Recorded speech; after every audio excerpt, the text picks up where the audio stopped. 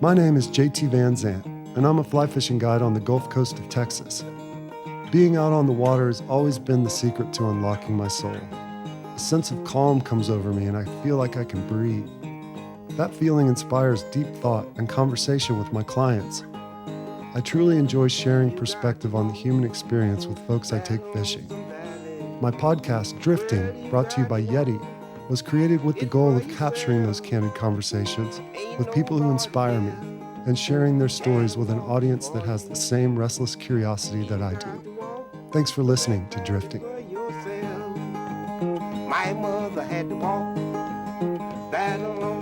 When you think about the toughest athletes out there, you gotta put bull riders at the top of that list.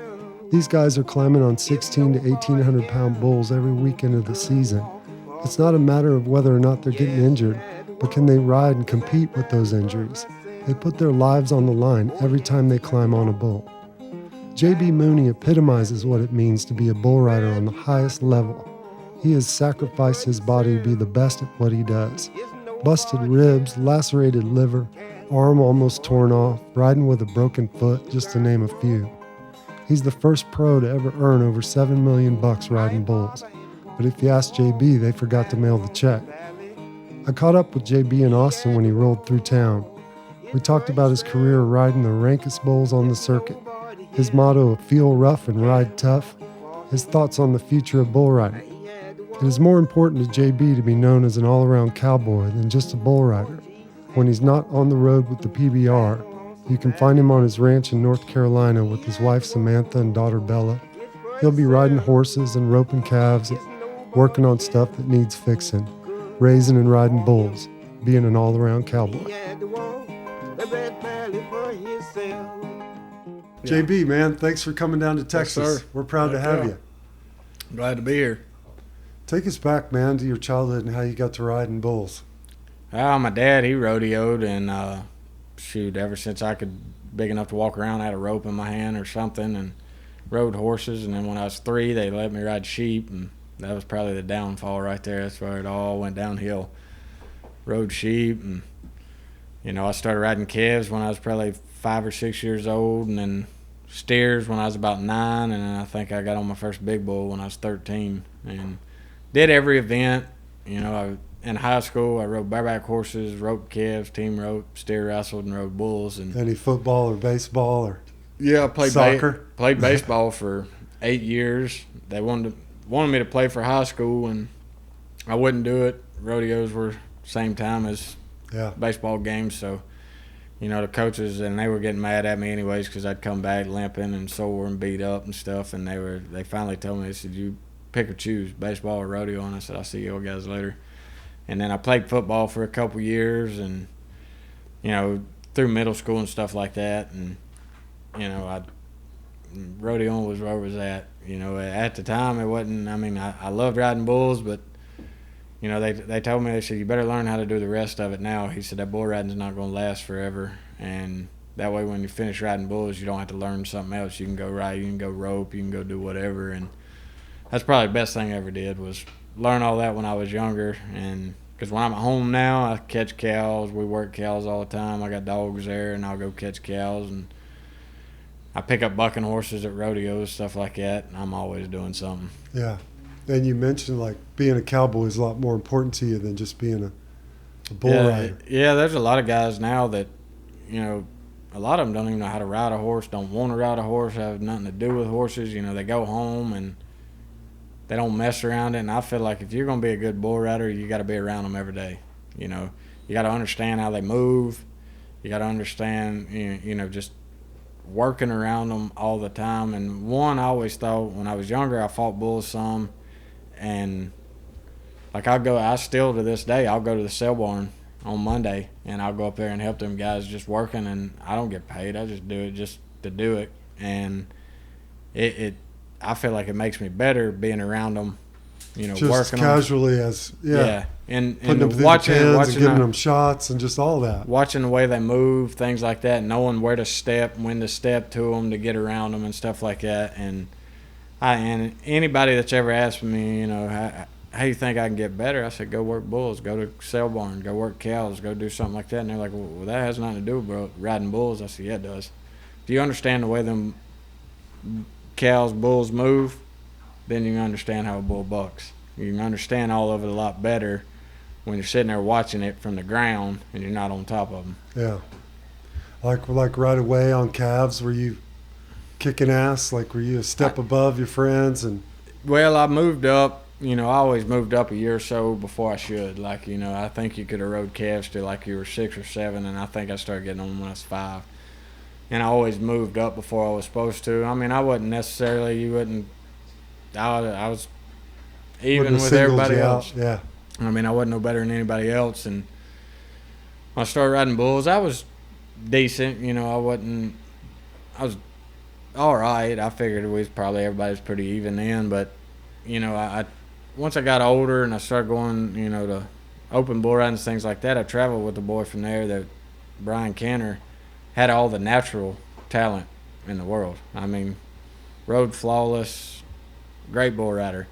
I was the other side of the coin over there. My riding style wasn't very pretty, and I didn't have all the natural ability. But the one thing I had, I wouldn't turn loose. Gosh, man, I mean, since I was a kid, and I grew up with grandparents who had a farm, so I always had cows and horses. I'd try to ride the horses sometimes if they hadn't been ridden in a long time, go get them with some honey oats and just hop on. Had this horse named Sam that would ride through the woods and get as close to the lowest limbs, like try to scrape your ass off. And that happened a few times, and I got on a calf, young steer. No more of that, right?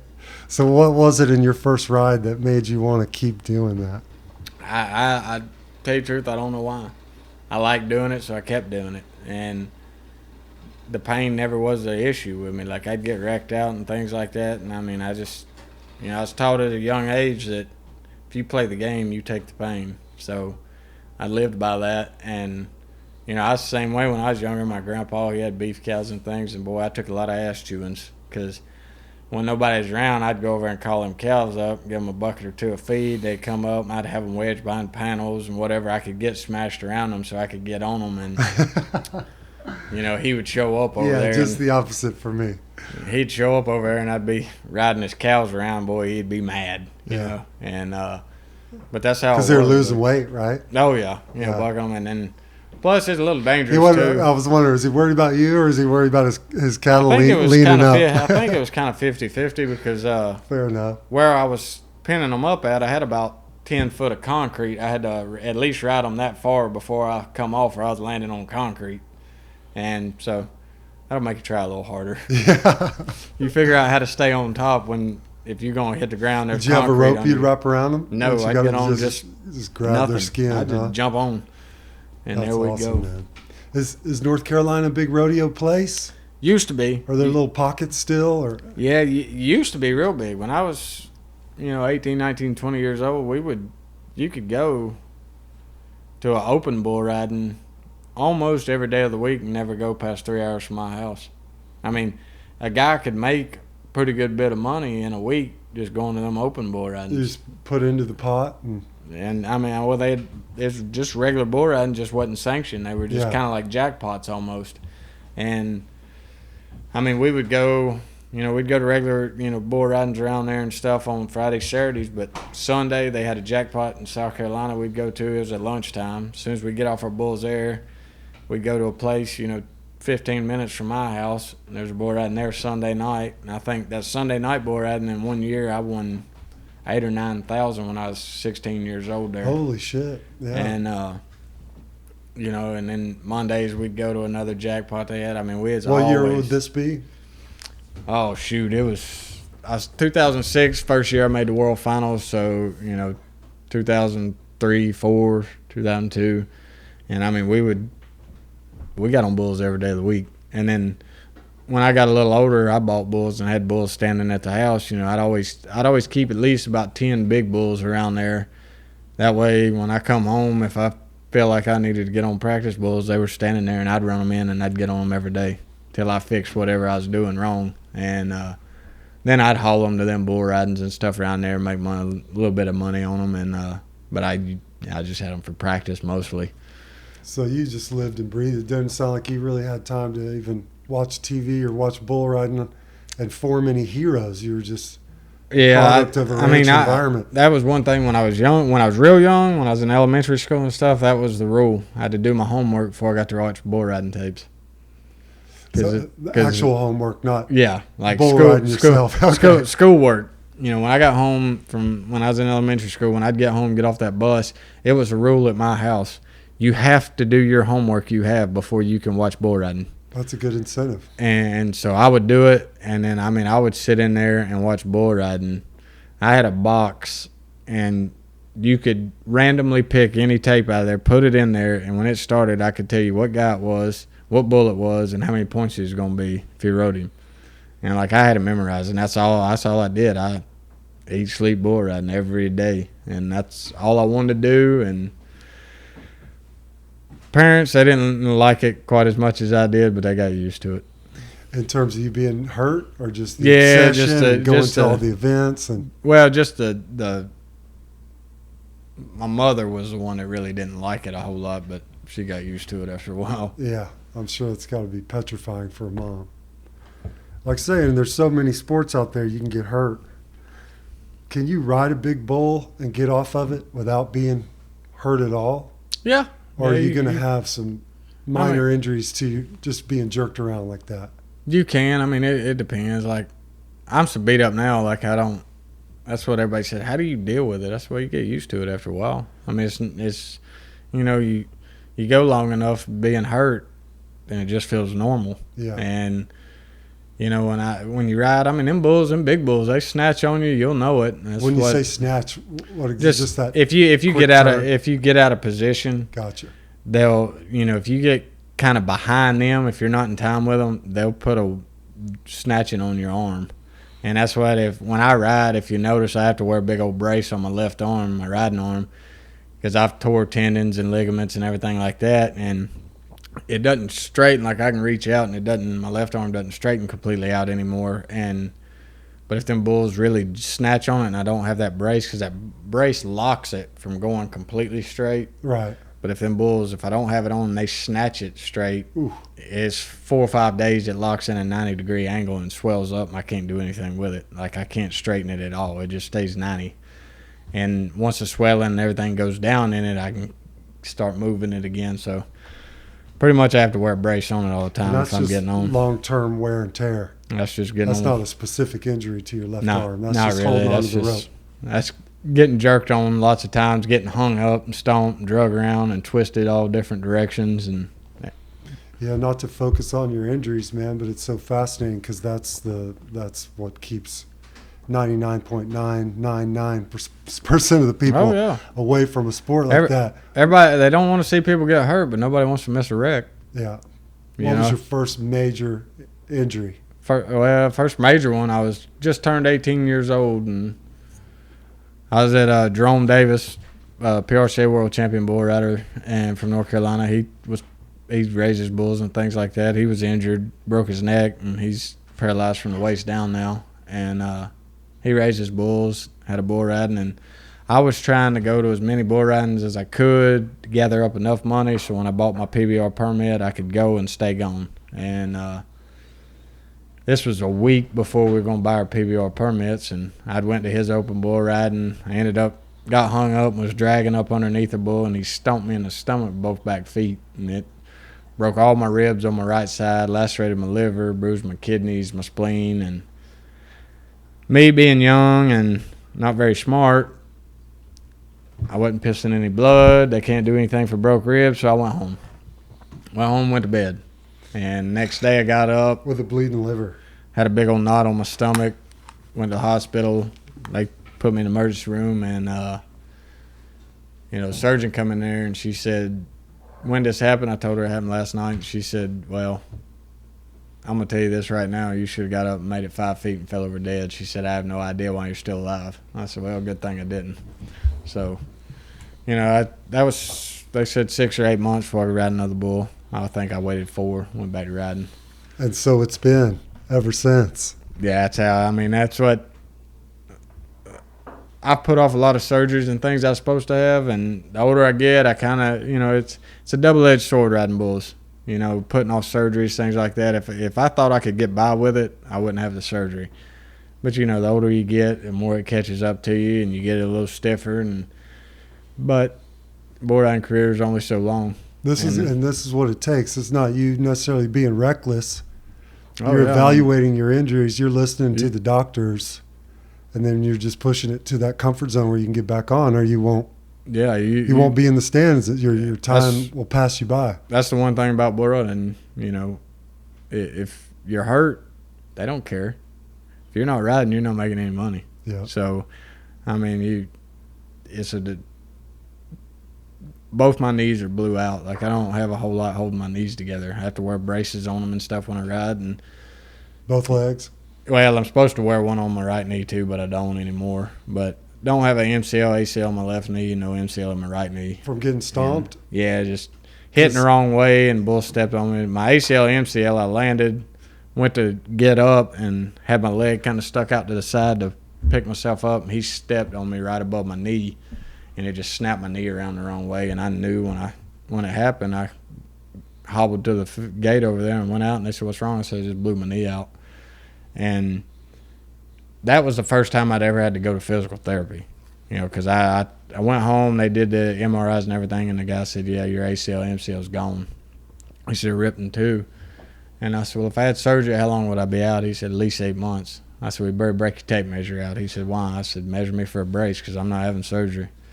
And so I went to physical therapy, and, those people, they're used to kind of people that just want to do as much as they have to, not really push it. And one day I was in there, and I'd been riding a stationary bicycle, trying to loosen that knee up and everything, build the muscles up around it. And boy, the lady come around the corner, and I was pedaling that thing as hard as I could. And she said, "Whoa, that's too much." I said, "Well, I forgot to tell you, I'm going back to riding bulls this week, so we got to get this thing going now." What's it been like on the road as a bull rider? What's it? Fun. I love some of that early, like, Great American Cowboy shit where Mahan's talking about learning to do good on one hamburger a day. Oh yeah, $5 a day. There was a lot of borrowing clothes if they lose your suitcase. Like, there was quite a few nights of the ramen noodles. That was for sure, but I had a lot of fun. There would be 6 or 8 in my truck and camper, and we went. And most all riding partners. Like, oh yeah, all bull riders. Folks, yeah. Yep. And we just went. We did what we wanted to, when we wanted to, and how we wanted to. And you don't. Most 20-year-old kids, once they get out of high school, they go to work, they get a job. Yeah. Or either they go to college. And I kind of figured what we were doing was kind of the same thing college kids were doing, but we were making a lot of money doing it. So it was fun. And living free, the whole original. Yeah. If we had 3 or 4 days between the bull riding, shit, we'd go do whatever we wanted to. Go to the beach, hang out on the beach, and then, whatever we wanted to do, hey, what y'all want to do? we got 3 or 4 days before we got to be anywhere. But y'all weren't partying or anything. Yeah, we partied hard. I partied hard. As hard as I possibly could, because I knew one day I'd get older and that shit was going to end. So I made sure I took knock on wood over here. Yeah, I got 20 years on you. I made sure I took advantage of all that I could. I kind of grew up. If you don't do something, you'll regret it when you're older. So I did everything I wanted to do. Yeah, regret what you do, not what you didn't do. Yep. Who were your heroes back then? Well, Jerome Davis was one of them, because he was from North Carolina, and he was pretty much, he was the first guy, the only guy east of the Mississippi to ever win a world title riding bulls. So he kind of paved the way, because, back when I started going, you tell somebody, yeah, you'd walk through an airport and, "Oh, you from Texas?" "No." "Where are you from?" "North Carolina." "They have cowboys there?" It's just. Yeah. And yeah. But Jerome kind of paved the way. It opened the door, it made everybody it's like realize. It should have been moonshining and racing cars around. Yeah. But still the country. There's cows. Oh, yeah. Where there's cows, there's cowboys. And that's what he kind of opened the door, make everybody realize there are cowboys over here. And Larry Mahan was from Oregon. Yeah. Off of 2 acres. Oh, yeah. I mean, that's how I was. Like, my family didn't have a whole lot. Like, I didn't have a whole lot when I was growing up and stuff like that, but I rodeoed and did things like that. And, I finally... That's a good thing, ain't it? Oh, yeah. It makes you appreciate it a lot more. Yeah. If you have everything handed to you, you don't appreciate anything you get. That's a tough line, man. And I think it seems like the poor kids, the rich kids got it made, but, we're having all the fun. In the long run, it turns around. So how long have you been a professional bull rider now? This 15 years or something? 13 this year. 13. Yep. I made the world finals 12 years in a row. Holy cow. Is that job at the ball bearing shop the only job you ever had? Yeah. Well, no. When I was younger, I did everything. Landscaping, whatever I could do to make money. And was that to enter contests? Yeah. What were you spending your money? It was to fund bull riding? Yep.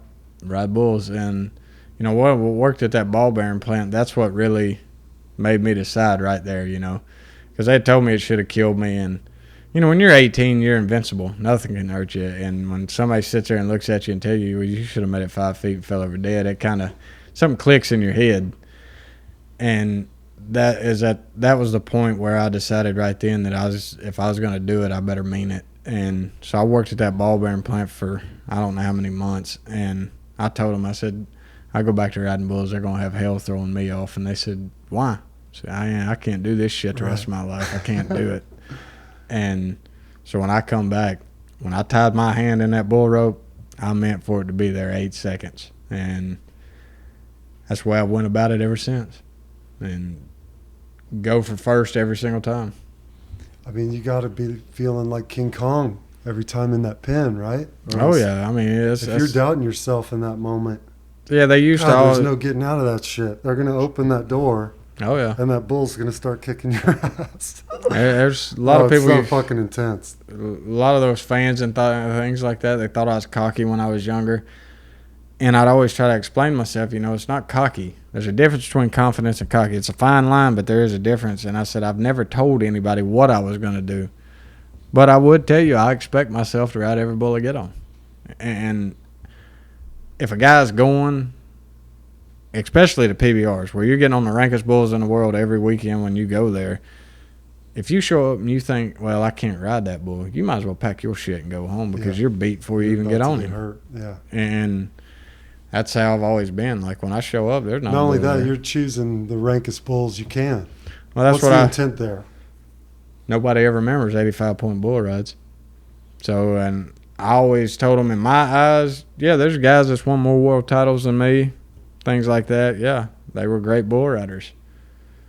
But in my eyes, if you're going to be the best, you got to ride the best. And that's what they did a deal and said I'd rode every world champion bucking bull since 2006. And that's what I think. I mean, and especially the way number one bull every year. And who was it, Bushwhacker? You're the only Bushwhacker other person that ever rode him 8 seconds?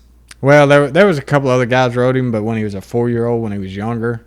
But once he got to be Bushwhacker, his name, I can't remember how many outs he had and hadn't been rode. And then guess on that for me. For out of 2 guys that rode him, you included, how many guys got bucked off by Bushwhacker? Oh, hell, I don't know. He had a streak going that I don't think any other bull's ever been close to beating his streak, how many guys he had bucked off. And a lot of times I was in that streak.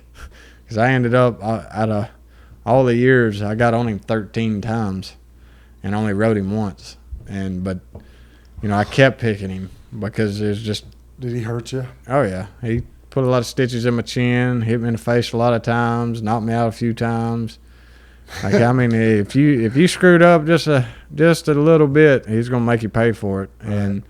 But it was kind of a deal, as a pride thing, I knew I was going to figure him out one of these days. And ended up, I figured him out, rode him. Well, it's a good thing it was 8 seconds, because if it had been 8.2 seconds, I'd have been shit out of luck. But I rode him. You hear that buzzer, you're looking for a way off? Yeah, usually you try to pick a spot. But on him, like when that buzzer blew, I was headed to the ground. Already? Oh, yeah. Your hand is still in there. Yeah. But the exit. I was hanging started. on, but I was headed to the ground. So if it had been 8.2, they would have been like, "Oh, you didn't make it." Had to do it again. Yeah. Did you ride him after that? No, hell, he threw me off after that. But that's what somebody, when they retired that bull, somebody said, "I bet you're sad." I said, "Hell no, I don't have to get on him anymore." Out here. But it turned out being pretty cool because that bull's brand, his fire brand on his hip was 13. Now, I didn't know that. And when they had added up all the times I'd been on him at, the televised events and the minor league events, it was 13 total. And I said, that's kind of weird that, his brand was 13. I got on him 13. Stamped on his ass since he was born. And when they inducted him, they do the bulls like into a ring of honor kind of deal. That's like awesome. the bull riders, and they have a special deal. Well, Julio Marino called me, the guy that owned him, and asked me if I would talk about him at the reception of it. I was like, yeah, I didn't really think nothing of it. Julio's my friend. I was like, yeah, I'll do it. Well, the closer it got to time, I was kind of thinking, what the hell am I going to say? Here I'm supposed to get up there and talk good about a bull that's whipped my ass 12 out of 13 times. And that's what I told him when I got up there. I said, I've been thinking about what I was going to say, and it's kind of hard because I got to talk good about. It's kind of like getting in a fight and a guy whooping your ass 12 out of 13 times, and you got to talk good about him. Yep. I said it's kind of the same deal, but it turned out pretty good, and he's he's probably the greatest bucking bull I ever laid eyes on, or had a chance to get on. What happens to a great bull like that when he retires? Oh, he gets to live the life then, breed cows the rest of his life, right? Live out his days. They go to any particular spot? They get bid on? How's that work? Oh, they'll sell semen out of them, straws of semen so people can breed with them. And then Julio will keep him there at his house. And people can actually pay to send their cow there and get them bred by bushwhacker, things like that. So there's, once a bull like him, once he's retired, he lives a life of luxury after that. Excellent. That's good to know. And I remember the one time I got on him, I had him at J.W. Hart's bull riding in Decatur, Texas in the short round. I was the last guy out all night. And I had him, bushwhacker. Man, they was rocking this place out. I slid up there and nodded my head. Gate swings open. First jump out of the buck and shoots. Breaker tripped. All the lights went out. I was tied to him in the dark.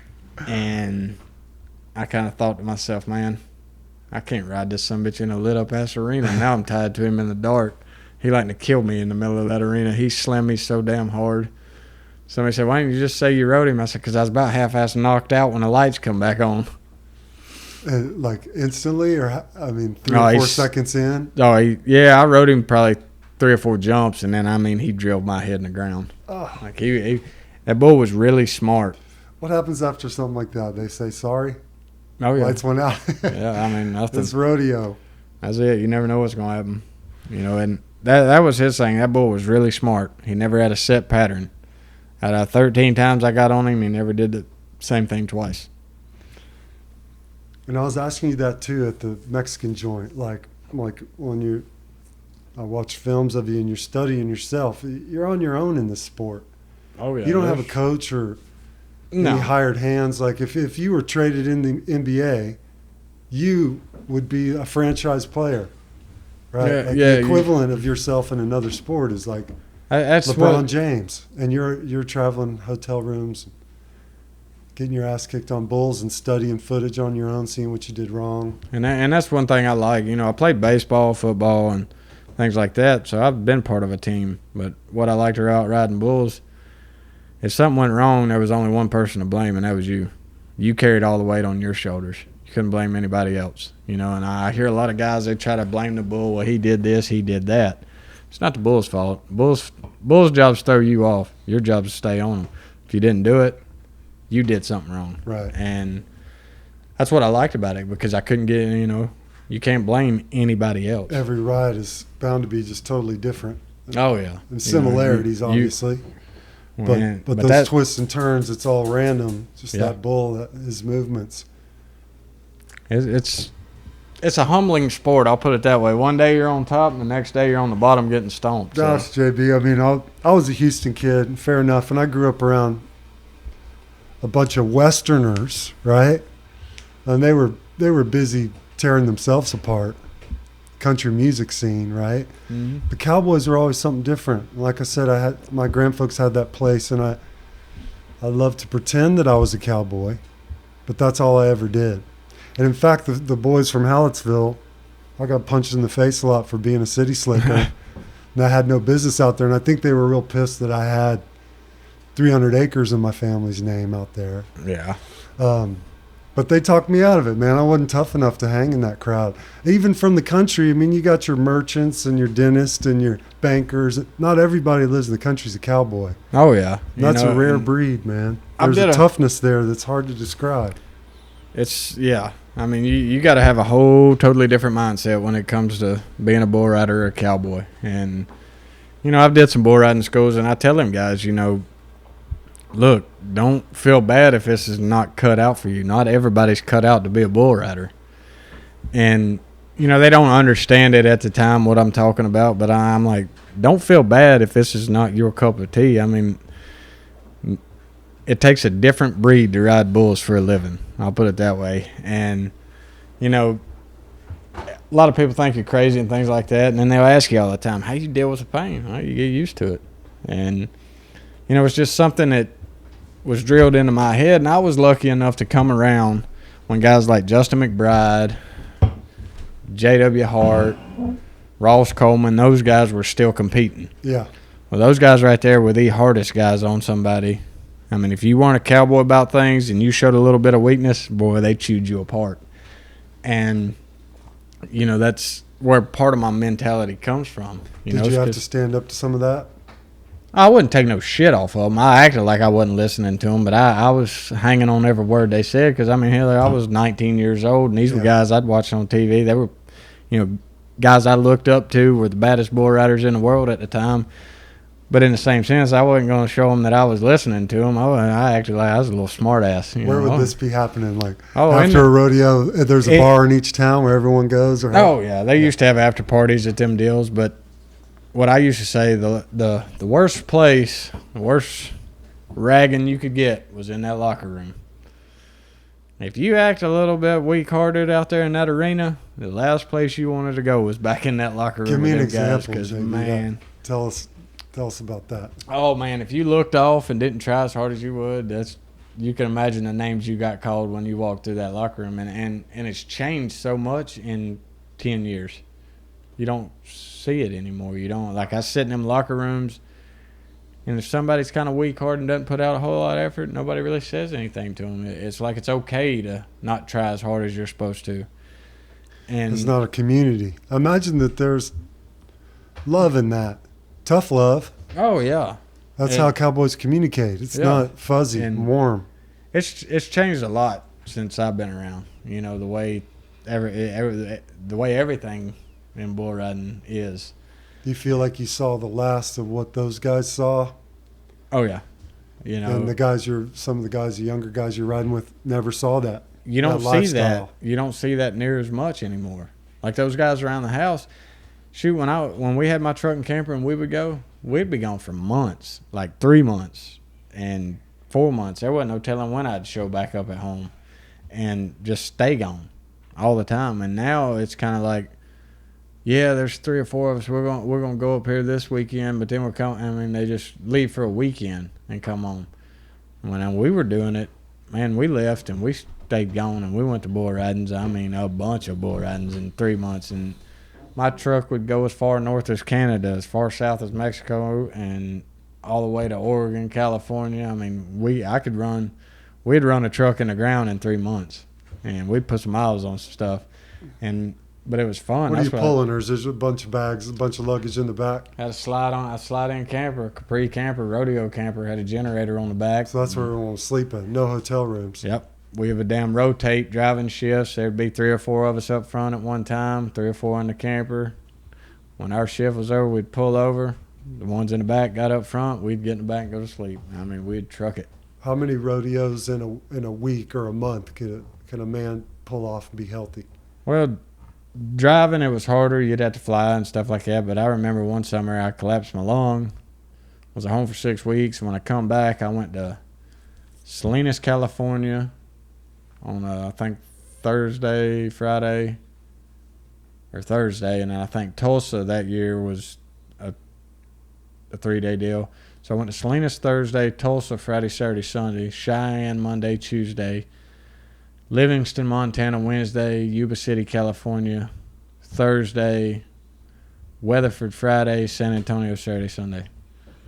And I didn't get to really drive to those. I had to just. It's like being like a rock star, or that gets his ass kicked in a bar brawl every night, every gig. I mean, there was a lot of times them planes would land. I'd jump in a car and just barely pull in time before they gave my bull to the alternate guy. I'd be calling them, "Hey, don't give my bull away. I'm coming." And that's what I called rodeoing. Them guys today that say, "Oh, we're going to 2 this weekend." I'm like, y'all don't have a clue. When you stay going for 4 months, I mean, and that's the thing. Like all those guys now, they go to 2 bull ridings a weekend, come back home, they got their job there, and they work all week, and then they go to 1 or 2 more. Back then, we left for 3 months, 4 months. By God, you better stay on and win, or you're going to have to figure something out because there wasn't no coming home. That goes all the way back to the early days, like earning those points. And I remember watching that famous documentary, and Phil Line was saying, if you're going to beat Mahan, you got to ride bulls every day. Yeah. Or else you got to go. He's going to win. Yeah, it's just changed so much since I've even come around that, and, I don't go near as much as I used to, but, I'm getting older riding bulls and got a family and stuff like that. I kind of like spending a little more time at home than I used to back then. With little Bella and Samantha. I don't blame you. And used to before they were in the picture. Shit, I never wanted to go home. I mean, I hated going home. They'd call me, "When you coming home?" I don't know, when I get tired, when I need a break. It might be 3 months from now. I mean, it might be the next week, just depending on if I got beat up and needed to take a break. And half the time, if I needed to take a break, I'd just hang out somewhere I was at for a week and then just keep getting it. When did you join the PBR? And didn't Tough Hedeman talk you into going for that? Yeah, 2005, I went to Lufkin, Texas. Tough went to the CBRs, and I won it, and then that's when I lacerated my liver and did all that and got hurt. Well, then 2006, I was going to kind of both, and Tough told me, I won his bull riding in Fort Worth, and he told me, he said, "Man, you need to go to the PBR."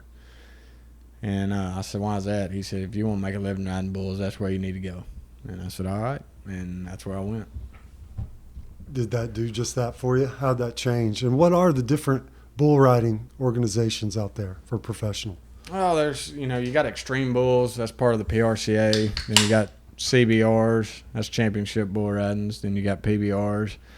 And then now Tufts, he's went out on his own as Tough Hedeman Challenges. But there's different bull ridings. The way I look at it is the way they stand apart is the caliber of bulls they bring.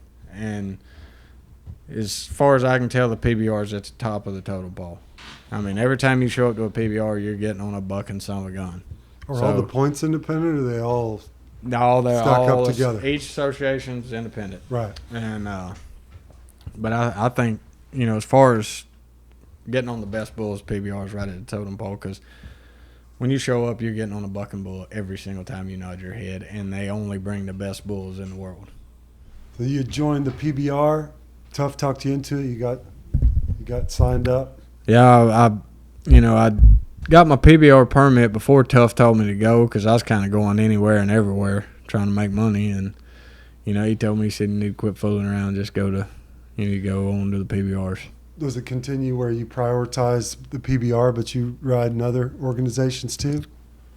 At that time I was, but then when he told me, I kind of strictly, once I got on tour, the televised events, it's been PBR ever since. And that can keep you working full time? Pretty much, you go to, there's 30, 32 events a year, and then during the summer they take a break, and that's when we would leave and go on what we called the summer run. That's when we'd be gone for a couple months in a row. We went harder because the televised events, they take a break. May, part of May, June, July, and the 1st of August, they take off. So you can go, and they have like the minor leagues of the PBRs and all that. They call them the velocity tours now. Well, that's where we would go to all those. And, I mean, like I said, you was up all the time. You could enter almost every day and just go. That's your choice. What events to? Yeah, mandatory. Yeah, like the televised events. If you're in the top 35, they're mandatory unless you're hurt or something like that. But you've been in the top 35 since you joined the PBR? Since 2006. And would that be like top 10? Been in the 2006. I think I ended up like 22nd, 24th in the world, won the rookie. But then after that year, from then on, I've been in the top 10 every year, and I can't remember where I ended up last year. Because I got hurt and I was out half the year. Yeah. Tell us about that ride. Well, I was 90.5, won the round in Calgary. And Calgary, you go up there, I mean, you might get all 3 seasons while you're up there. One day it might be cold and raining like hell, and the next day it might be 88 degrees. You just never know. And that day it was real warm. My rosin, the rosin I use is pretty sticky. And so it warmed up, so it was even stickier. And when the whistle blew, I was kind of out of shape on that bull, and I knew my hand was going to hang him a rope, and I figured I was going to hang to him. Well, when he went to whip me out of there, my rope slipped across his back. Well, it just kind of drug me right up underneath him, and he cow kicked. Caught Your me. hand's still in there, just rotated around the bull. Just slid me right up underneath him, and when he kicked at me, he caught me in my left armpit. Well, I had my right arm stuck out to catch myself. So when he stepped on me, my arm was already planted in the ground, and it knocked me out. My shoulder, I'm pretty sure, come out then. And I was face down in the dirt. Well, it was right up next to the bucking chutes. So when that bull hit, after he did that, he took one more jump. Well, he had to turn, but when he spun around, he saw me laying there. And he just run right back over the top of me and stomped me when he went back across the top of me. And I woke up. Where did he get you the second time? He stepped on my left arm and just kind of, I mean, it looked a lot worse than it really was because, I mean, I was knocked out. So when he stepped on me, I was just flopping around like I was dead. And, you know, when I woke up, my hat was smashed into my face. I couldn't see anything. I knew where I was at and what was going on. I didn't lose any memory or anything like that. And I was trying to get up, and I couldn't figure out why my arm wouldn't work. And they got to me. They told me I had to quit moving. I said, take my hat off. And they pulled it off, and I looked down, and I realized my shoulder was in my armpit. And, you know, they rolled me over, and we argued about being on the backboard and everything like that. And we got in the back, and they gave me some. You were pissed off. What was going on out there? I was pretty mad because 12 years I've been in the PBR, and they've never carried me out of the arena. I've got up and walked out on my own 2 feet every single time, and I could have that day. You know, it was my shoulder. Wasn't nothing else wrong with me.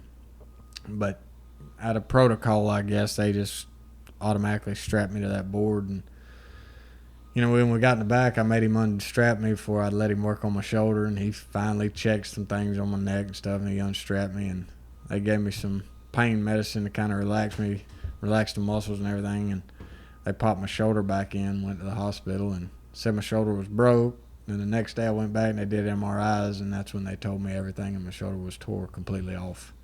Said the skin was about the only thing holding it on. And flew to Dallas that Monday, had surgery that Tuesday morning, took them 6.5 hours, put my shoulder back together, put a screw and 13 anchors in it. And last year? Yes, sir, last year. And probably by far not nearly the most dangerous wreck I've had. Lacerated liver at 18 sounded pretty. Yeah, that's probably the worst one. You know, I collapsed my lung. I've did a bunch of stuff and broke a lot of bones, but by far the hardest one to get over was the shoulder because it's my free arm, so I have to be able to move that arm to balance myself and ride bulls. And so, I mean, I was going to therapy, you know, 3 to 4 days a week every day, and I mean working it as hard as I possibly could and to try to get it built back up to where it'd be able, because Tandy told me is putting that many anchors in it, he said it'll never be 100% ever Who's again. Tandy? Tandy Freeman. He's a surgeon. He's the man, isn't he? Oh yeah, he's at every bull ridings, and you know he's the one that and Tandy's been around bull riding long enough. He knows that if we don't ride, we don't make any money. Right. And it's changed over the years since I've been there. When I first got there, if it didn't matter if your leg was broken in half, if you wanted to ride, couldn't nobody stop you.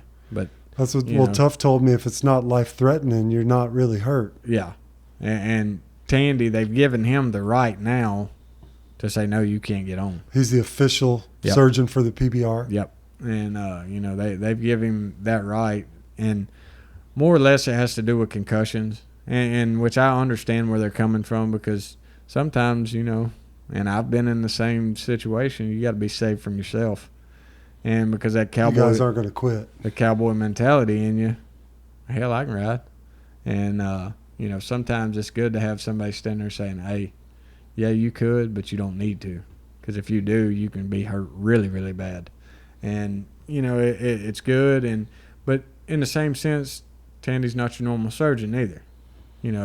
If I go see a normal surgeon that's never been around any bull riders or anything like that, stop what you're doing right now. Yeah, and he, he'll say, "Oh, you're going to be out at least 8 to 10 months."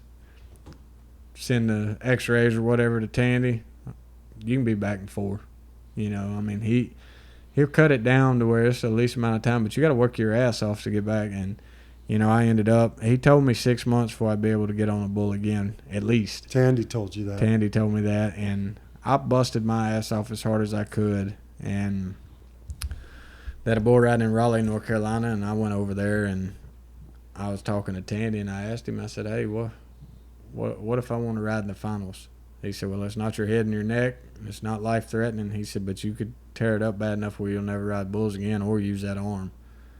And he said, "But it's up to you." And I said, "All right."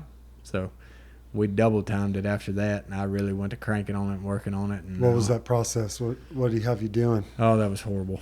You talk about hurt. That stretching it out, making sure all that scar tissue was broke loose in there, and that was the first step. When I'd get there, we'd do that, and just crank on it as hard as we could. You'd go in to see him, and he would. Well, I was going to Rich Blinn, okay, the one that actually the owner of sports medicine. He's a sports medicine guy. He's at all the events also, and he would crank on it and crank on it. Just you could feel it ripping loose in there and things like that. And then after we do that, then we went in there and lifted weights. Isn't that amazing? That wouldn't re-injure it. Well, that's what we were at first. That's what they was kind of worried about. But Tandy said the surgery he did was healed. So once he said it was healed, he said, "Man, you can't." There was an extra step of work in there. You remember? Oh, having to put down ciggies. Yeah. You had to stop smoking. Yeah, I stopped smoking for 3 months, and then once they said it was healed, I went right back to smoking. But it was painful, like the therapy. He cranked on it, and I was trying my best not to show it, and he'd crank on it, and then that was just the beginning. And then we'd go in that gym, and I'd lift weights. I would do bands, everything, and be swinging weights. And by the time, man, when I'd get back home, all I wanted to do was lay down and go to sleep. I was wore slap out every single day. And but I surprised a lot of people because I don't work out. I don't go to the gym. I don't give a shit about no damn gym. I've never seen anything in a gym to do with riding a bull. So I like riding horses. I like doing stuff around the house, working cows, things like that. And I feel like if I'm working hard at it, that keeps me in shape. And, but I'm pretty sure, like Rich, I'm pretty sure I surprised him as hard as I was going at it, because when he would tell me, he'd say, "Do this 10 times," I'd try to do it 15. I was trying everything I could to make it go as fast as I could. And, I went to Vegas, and which it's potato. And you already said, man, this ain't about the money. Yeah. You want to get back to competing. You want to be the best in the world. My deal about going to the finals last year was I'd made 11 world finals in a row, and I wasn't going to miss the 12th. And, I went, and the first bull I got on rode him good. And I was thinking, heck yeah, didn't ride a bull the rest of the week. And, a lot of people say, well, you shouldn't have went. Well, 50-50, you can flip a coin. Depends on what side it lands on. Yeah, I probably shouldn't have, because my shoulder was nowhere even close to being healed. But I made the World Finals 12 years in a row, and I shut them all up because I at least rode one. I I tried on every single one I got on. It's just my arm wouldn't let me do what I was wanting to do, but I tried, and that's what I always tell them. I can live with trying. I can't sit at home and think, what if? Yeah. What is feel rough, ride tough? Where'd that come from? Oh, that was from back when we partied a bunch. I was the world's worst. Like these young kids now, You say partied past tense. Yeah. You were trying to order Jägermeister at lunch. They didn't have any. This is a special occasion, though. Yeah. And it's Friday. That's true. Friday. That little girl, having a daughter and, being married, Bella. you slow down a little bit. And before they were around, boy, I was balls to the walls. There wasn't no slowing down in me. I mean, we partied, which I ain't saying it's right, but I was having a blast living life, and I was making money riding bulls, and we partied like we were making a living riding bulls. Sometimes going to bed 5 a.m. Sometimes not even going to bed, just going straight to the bull riding. I mean, there's no telling what we did, and that's where that phrase come from. You'd come in and just be feeling like shit, and they're like, "Hey, man, yeah," I said, "Feel rough, ride tough," and that's just saying I've always had, and that was kind of the mentality I had back then. It was just everything was balls to the walls, and we'll still go out and have a good time and stuff like that, but it's not near to the extent I used to. That's good. We've all slowed down a bit. Where'd you meet Samantha? I met Samantha at the World Finals in probably 2007, I believe it was. Was she riding? No, her dad was being inducted into the Ring of Honor. Phil, he was being inducted in the Ring of Phil Honor. Line, talk about a cowboy heritage. Yeah, that's Cowboys. It's Cowboy Combs right there is Phil, and they were inducting him. I met her there, and we'd see each other off and on, different places. She rodeoed. She made the NFR in 2014, and then 2015, we're both in Calgary, and one thing led to another, and got married last year. And congratulations, man. She's something else. I appreciate it. We've been apart since 2015, the end of 2015, when she moved to North Carolina. We have been apart 2 days since then. This being one of them? No. Oh, yeah, she's here. She's just down the road. Yep, Sorry, yeah, that's true. As far as she knows better than letting you go loose. Oh, yeah. But she grew up in it. She knows what you cowboys are up to. Oh, yeah. But like that's what I always said. If I could find someone I wanted to be around all the time, that'd be perfect. And she's one of them. And like hell, when I'm at home, if I need somebody to go help me work cows, I ask her. I don't call anybody else. I ask her because she's about as cowboy and can do as much on a horse with cows as most people around my house can. So it's pretty good fit. When we got together, I said, I think I got me a good one. And a lot of them said, hell, JB, you found the female version of you. She's that tough, huh? Oh, yeah, she's tough. And so it's pretty good. It's fun when everything's clicking like that. Everything's going good. Has Bella wrestled some calves? Oh, she's rode a couple at the house. We're trying to steer her into barrel racing, and she's got a pretty good teacher. When she comes, that's how her and Samantha do. When she's at my house, they ride horses. She runs barrels, and now that she's got a little older and she rides really, really correct, and that's due to Samantha. And oh man, that's so beautiful. So now I got a big roan horse that I would work cows on, stuff like that, and he's gentle as he can be, broke to death. Well, first time I took her, I said, well, we was going to pen some cows. I said, I asked her, you want to go? She said, yeah. So I saddled him up with her saddle, took her, and boy, she's been going with me dang near every day. She's got her own little four-wheeler, but she can round them up on her. If you told her to bring every head of cow to the house, she probably could. Oh, she'd probably try. That's for dang sure. She likes working them cows and going. She likes hanging out with Daddy. That's for sure. And she take care of them dogs with you? Oh, yeah. She's back there all the time. She helps me feed them and water and do everything. And, she picking stalls. She'll pick her horse's stall. I don't make it – we try not to make it too easy on her. I make her appreciate the things she's got. And, I make her realize that not every kid has what she has. And she's out there. And if I tell her, hey, you need to pick that stall, she'll get in there and pick it, and so good. She tries to help it, and that's the thing about her. She likes working.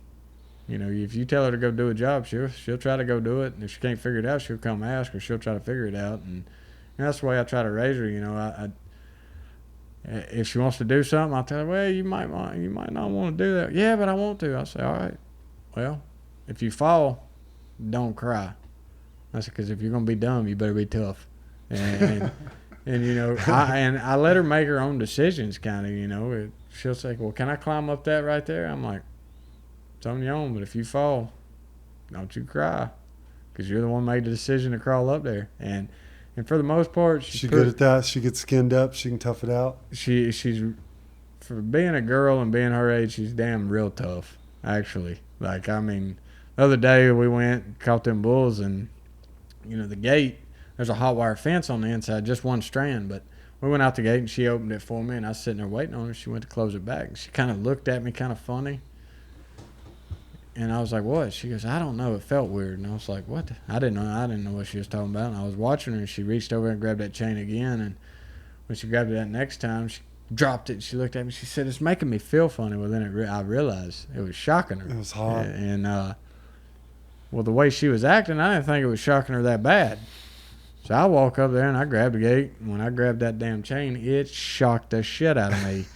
And I just immediately turned and looked at her, and I said, hey, good job for being tough. She said, why? I said, because that wasn't just a little shock. That thing was lighting your ass up. And so she's pretty tough. She's, for the most part. But, you know, I don't baby her. I don't treat her like a little girl that needs to be pampered. I'm pretty tough on her. But, you know, I think that's the way you got to be. Like, I mean, she's pretty damn tough. She'll bust her ass and just pop right back up like nothing ever happened.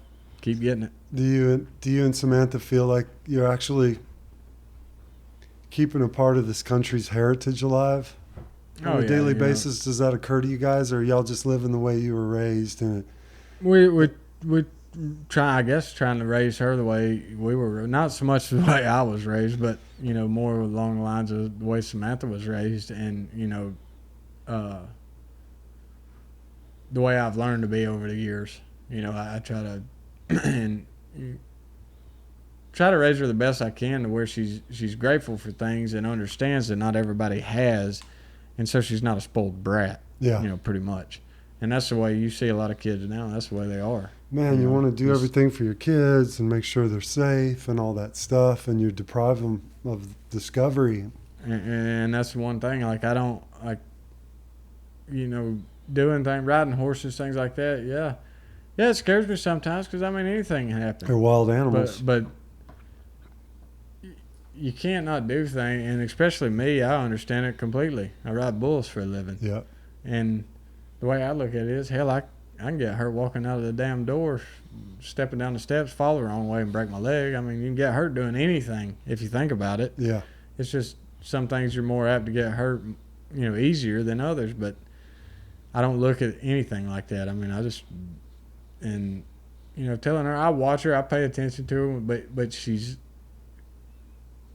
capable of riding them horses. She's really good at riding, and that's why I started taking her working cows and stuff, because she can ride. I mean, it ain't like she's just sitting up there. And my drop barrel that I ride, she can ride just as good as I can. She knows how to ride, get all the weight on her legs, stand up on that thing and ride it. And you know, and you said you're trying to steer her towards barrel racing. Well, I think there's a chance she's going to get on a bull. Hell no, I hope not. Will you put your foot down there? I wouldn't. If she wants to, when she gets older and she says, I want to get on a bull, that's her decision. I'll be there to support her. You know any female bull riders? I've met a few, and you know, I've joked around with Samantha, and Samantha says, I'm not telling you not a shit about riding bulls because I'm not getting on any of them. And I said, fair enough.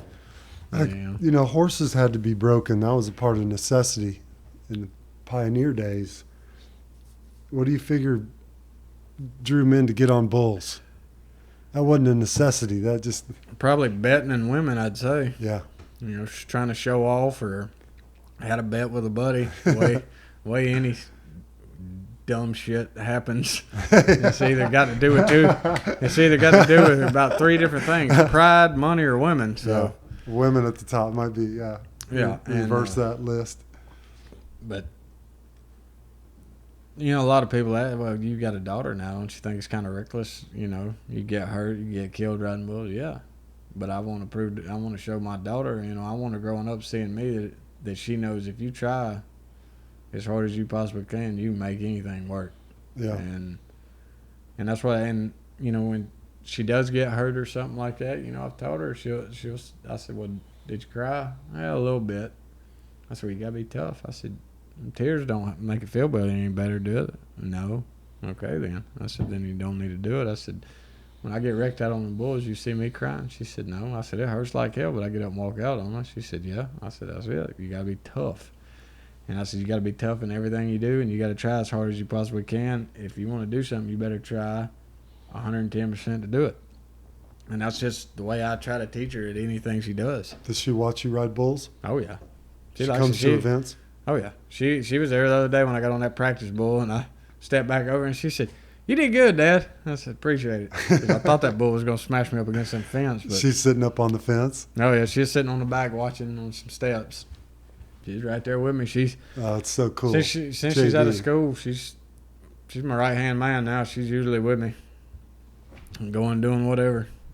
Y'all, what's your property like up there? Right there at my house, I got 24 acres there. Close to where you grew up?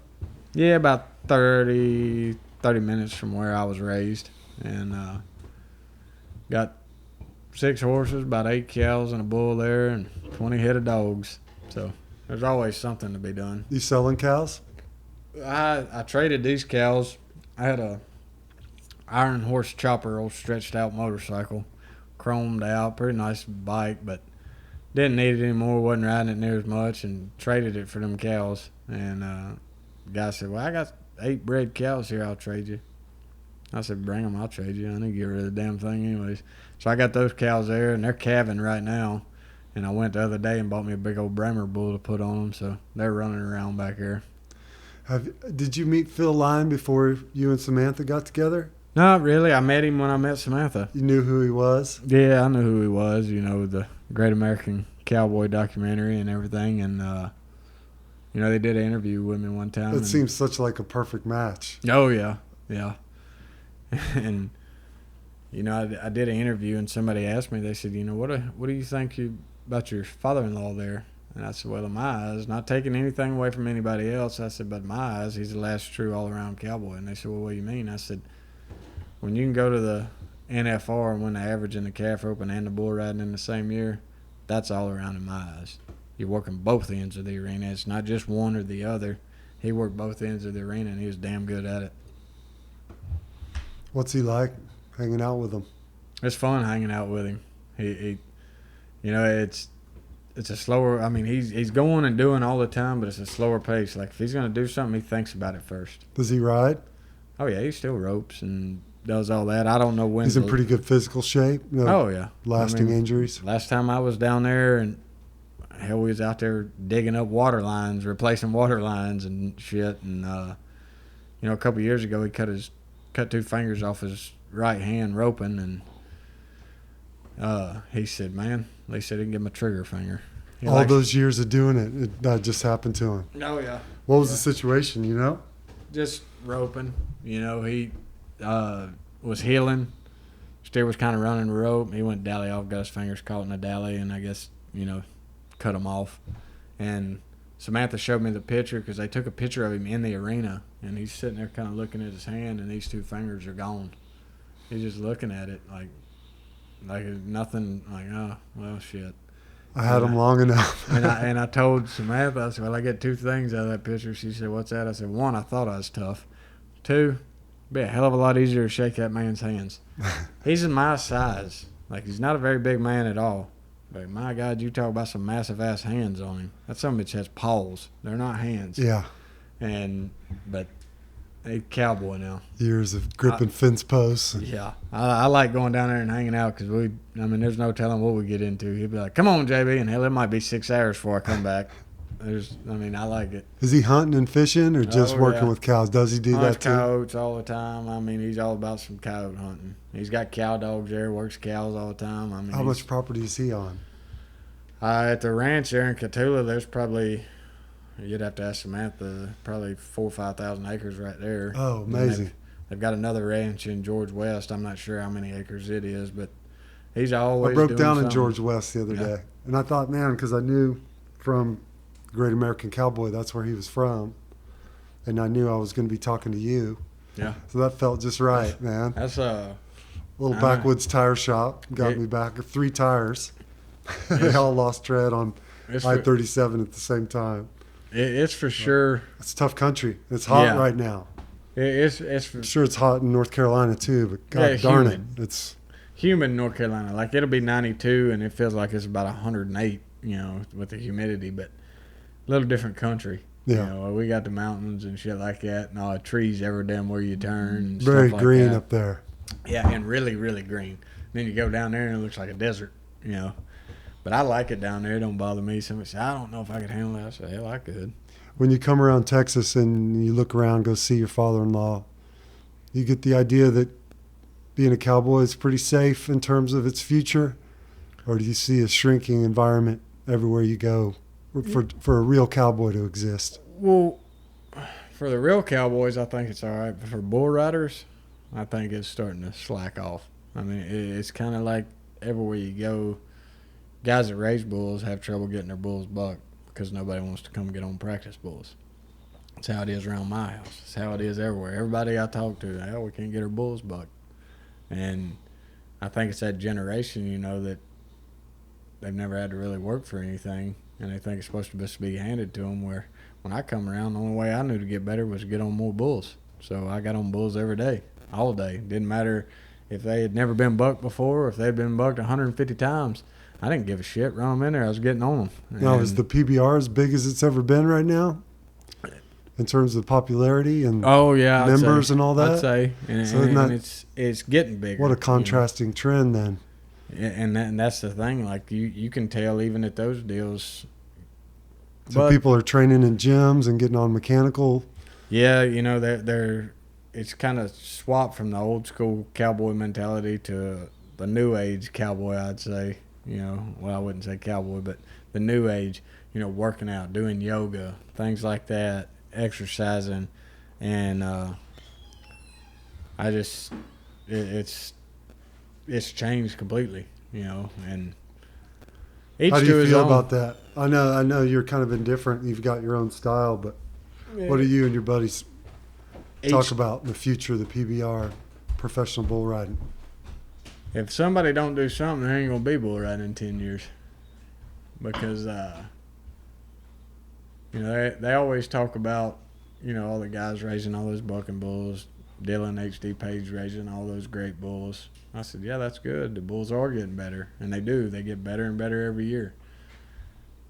And I said, if somebody don't start breeding some damn better bull riders, we're not gonna have bull riding in about 10 or 15 years. But I figure it'll come back around. Well, it's about how much time you have left, right? So you can dominate the whole way. If I make it 10 or 15 years, I done found something that's going to give me the damn youth or something, heal my body or some shit, some shot that's going to heal me all of a sudden. No, you're going up to Canada to win.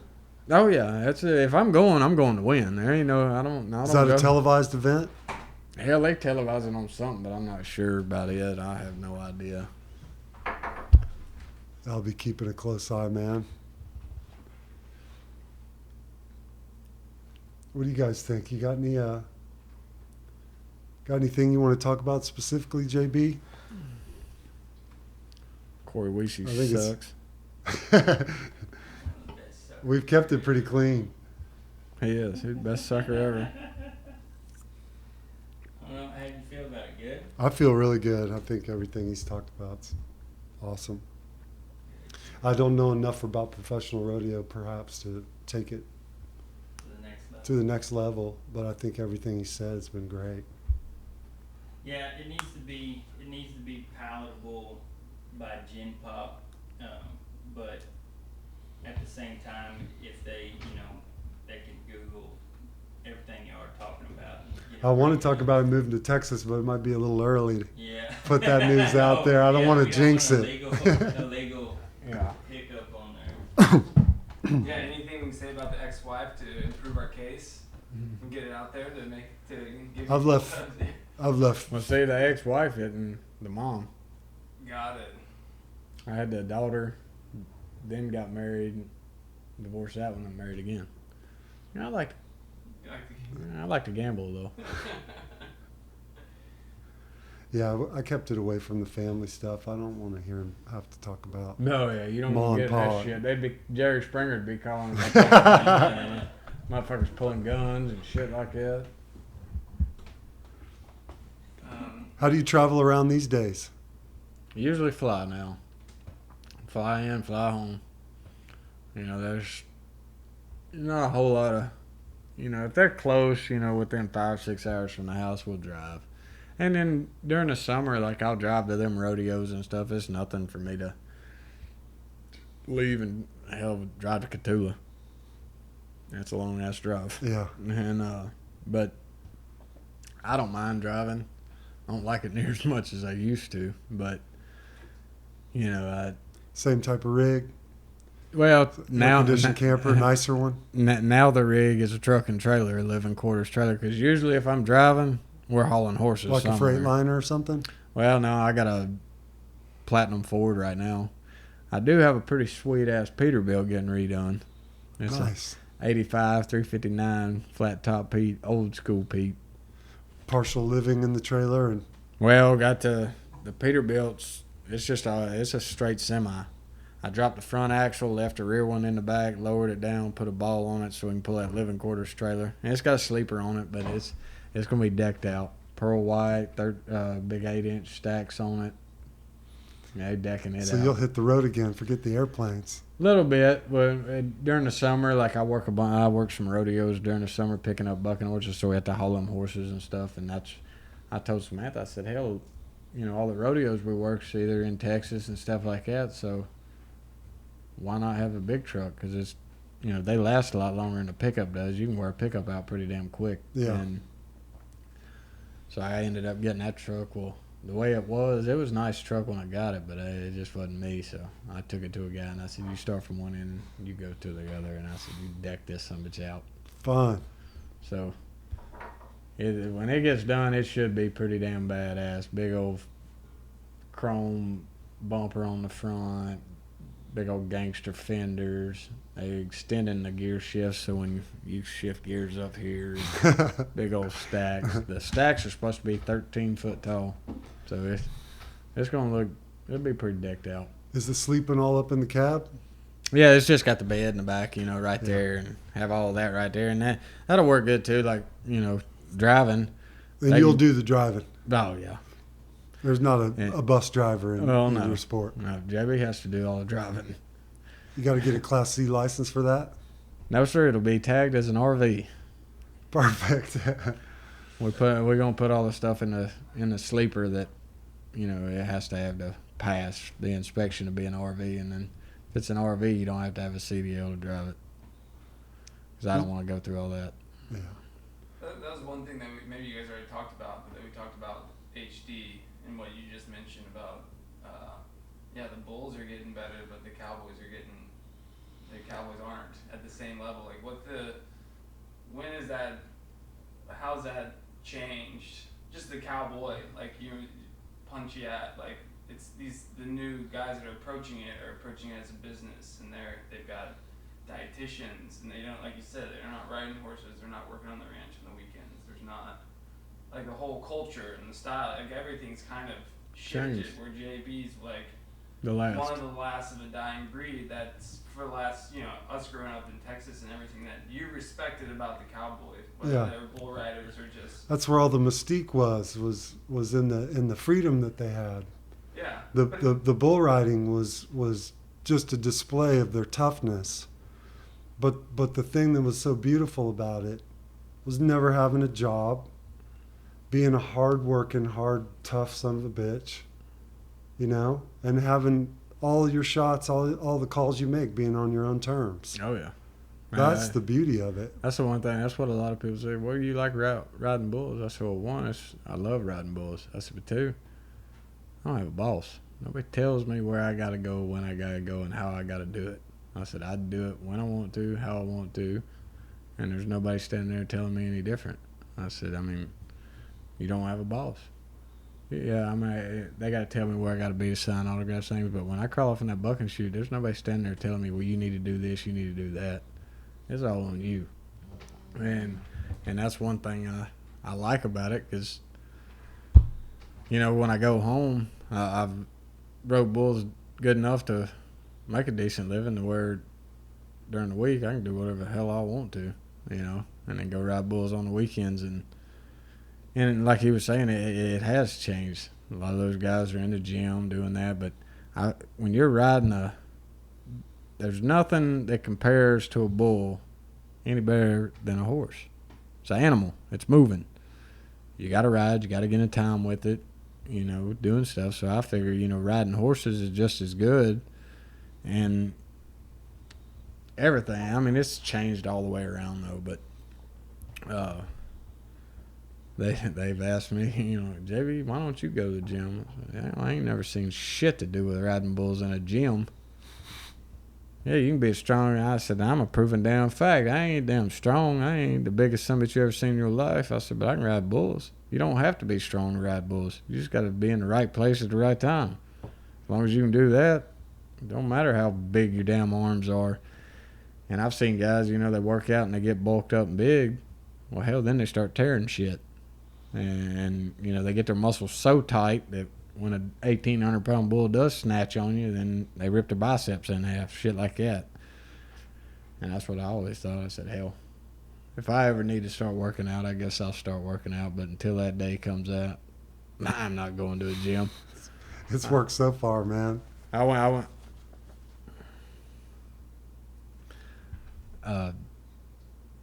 Yeah, I've been in a gym once in my lifetime.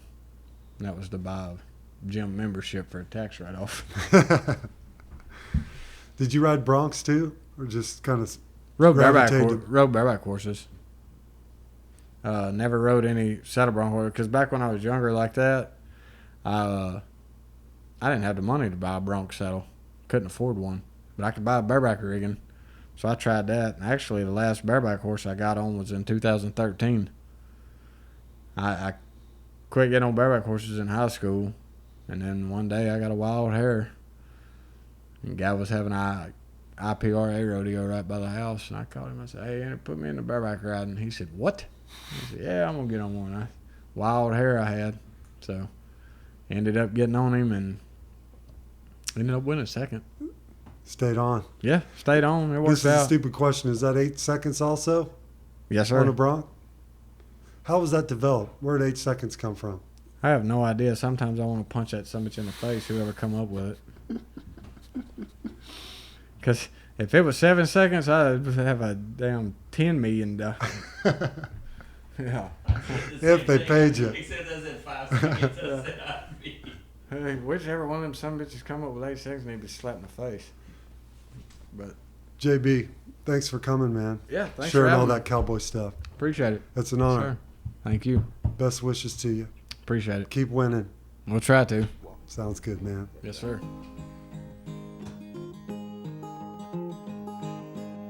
Thanks again for listening to Drifting, presented by YETI and hosted by me, JT Van Zandt.